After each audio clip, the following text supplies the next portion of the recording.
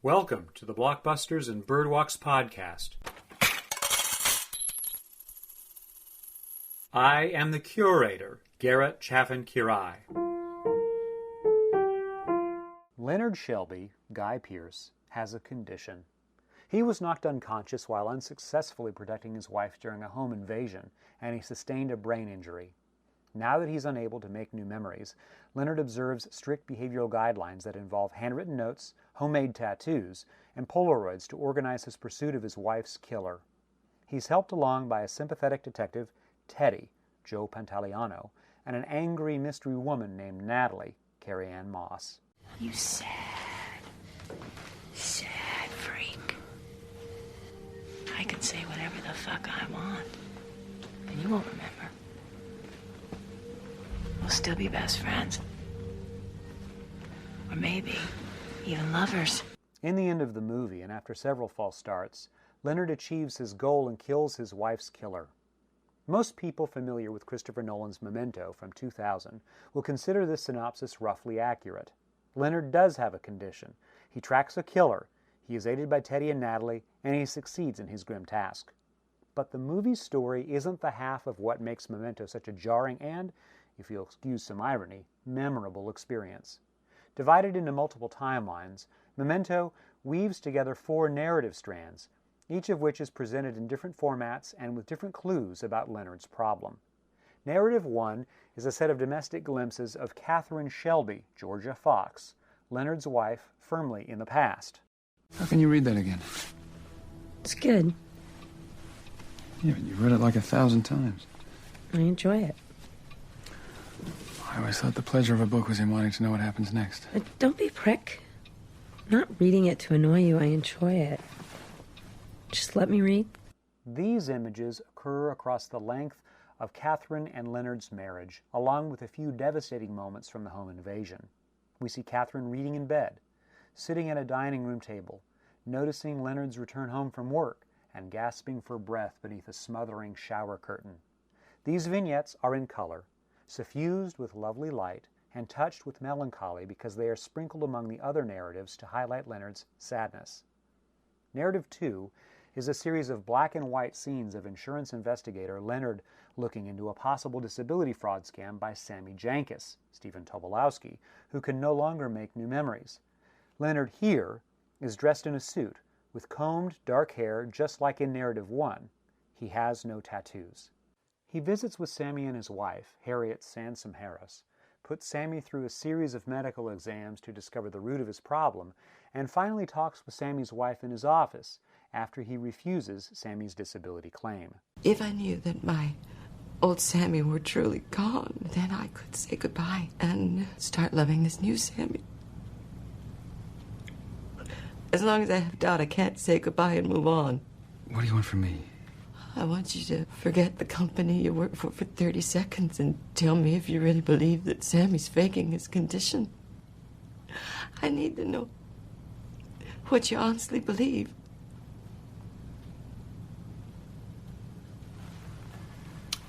I believe that Sammy should be physically capable of making new memories.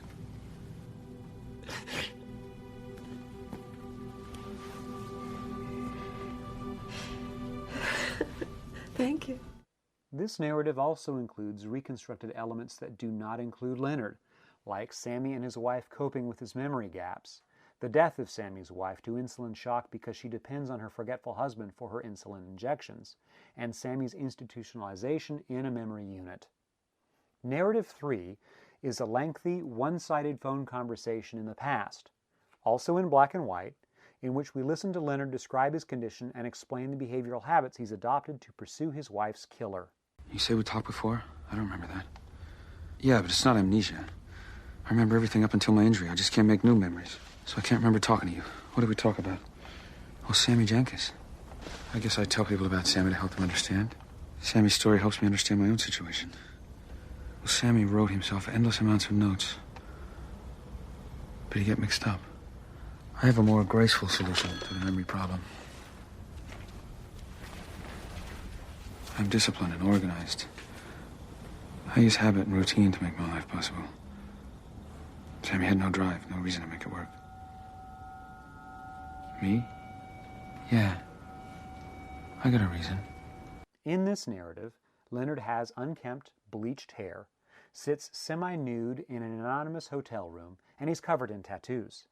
As the sequence unravels, we watch Leonard fix his works to write a new tattoo on his leg, and we also learn that he may be talking to a police officer who is somehow manipulating Leonard into a different pursuit than avenging his wife. Narrative 4 is a series of vignettes in the movie's present. It's so weird. You don't remember me at all. No. We've talked a bunch of times. I'm sure we have. Well, what's the last thing you remember? My wife. What's it like?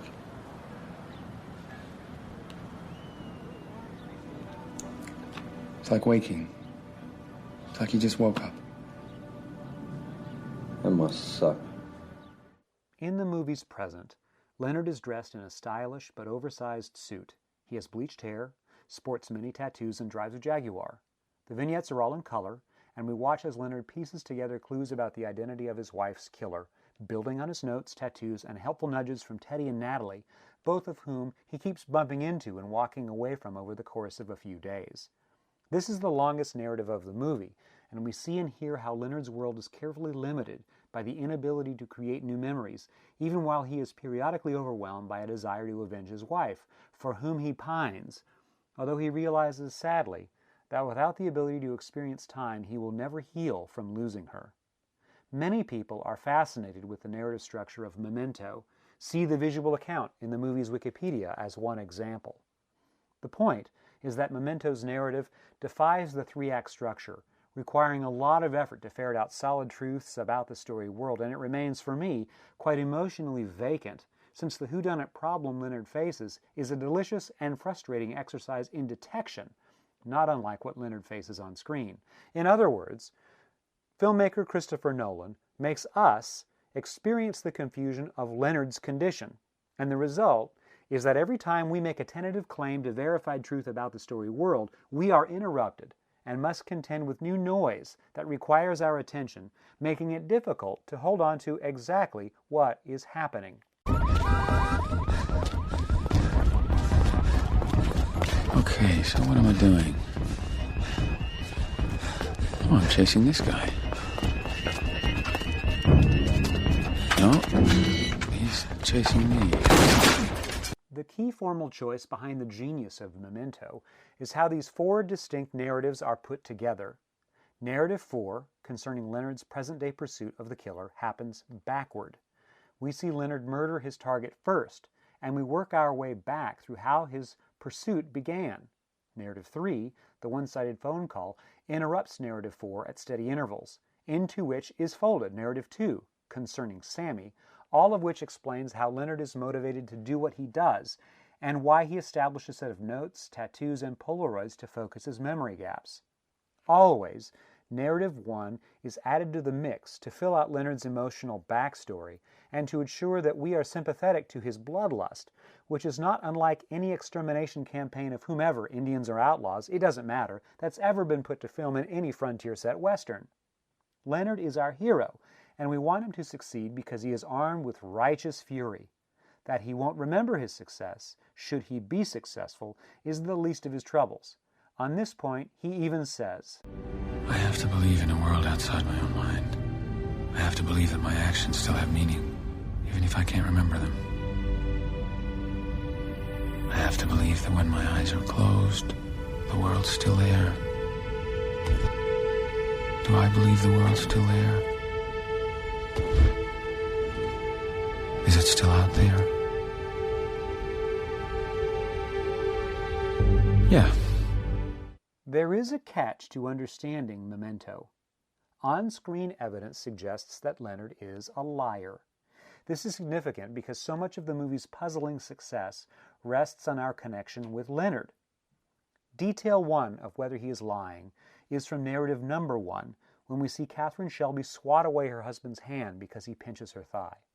The moment is replayed more than once, and in one version we see Leonard, not with dark hair, as in the rest of this particular narrative strand, but with bleached hair, and he's not pinching his wife's thigh, but giving her an insulin shot, which is how Sammy accidentally killed his wife when she tested her husband's faulty memory by asking for too many insulin shots on purpose. Detail number 2 of whether Leonard is telling the truth is an insert, late in the movie, of Leonard lying in bed with Catherine. He is, again, bleached blonde with tattoos. These costuming clues run against the story world that's been previously established in Narrative 1, whereby Leonard is a corporate drone until his accident turns him into a bleached blonde tattoo screen of vengeance, and it shows insurance investigator Leonard having already changed his behavior and fashion before his wife's murder, further hinting that the home invasion that killed Catherine didn't, that Leonard's forgetful behavior may have been a wedge between them, and that his reliability as a narrator is truly doubtful. Detail 3 of whether we can trust in Leonard's truthfulness concerns Narrative 2 and Sammy, who we last see in a memory unit. A body walks in front of the camera and, just for a moment, we see Leonard sitting in Sammy's chair, instead of Sammy, suggesting that Sammy is entirely a figment of Leonard's imagination that Leonard has dreamed up to explain how a man might accidentally kill his wife, as in, Sammy killed his diabetic wife with insulin shots, and Leonard may have killed his wife, Catherine, in the very same way. So, what is the story of Memento? Is Leonard suffering a trauma-related loop of anterograde amnesia, and he's unable to escape the destructive course of vengeance because he misses his long-ago murdered wife? Or is Leonard brain damaged and using some bespoke form of operant conditioning to train himself in a cycle of vengeance, likely to cover up having accidentally killed his diabetic wife? Or, and this is the mise en abîme of all wormholes, allowing us to endlessly loop inside a copy of a copy of a copy, etc., is Leonard a fictional version of Sammy, who is a fictional version of what has happened to Catherine Shelby, who is actually in a post-home invasion coma, attempting to understand the limitation of her vegetative state through telling stories to make meaning of trauma? This interpretation is even more likely true, because we must remember that Catherine is always and only seen in relation to Leonard. He is the only one who goes into public life while Catherine remains in their home, doing repetitive activities like rereading a paperback, sitting on a dining room chair, and brushing her hair. And we don't see Catherine die on screen. She is merely smothered under a shower curtain and still breathing when we last see her as Leonard interrupts the home invasion.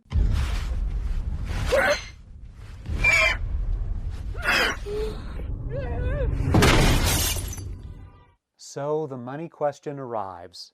Is Catherine the one memorializing herself, making a memento of her past life and what has happened to her, through a story of her forgetful husband, doubled in the retelling as Sammy, aided and abetted by Teddy and Natalie, all the while being caught inside a body that can't fully reawaken into consciousness? Is this even possible? A word for this kind and level of consideration is ontology, or the whole of what we know about the nature of existence. In turn, ontology depends on epistemology, or the theory and practical methods we use to construct our knowledge of the nature of existence. Memento is a woolly beast of a movie because it refuses to simmer down to a few morsels of clarity. It is troublesome, confusing, and marvelous because it dares to stretch the nature of truth and fiction in movies, and because it opens up lots of space to answer a very simple question. What is the story?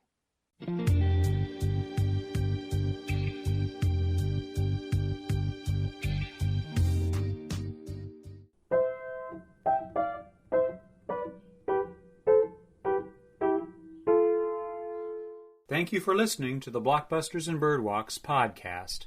My name is Garrett Chaffin-Quiray. Boop boopity doo.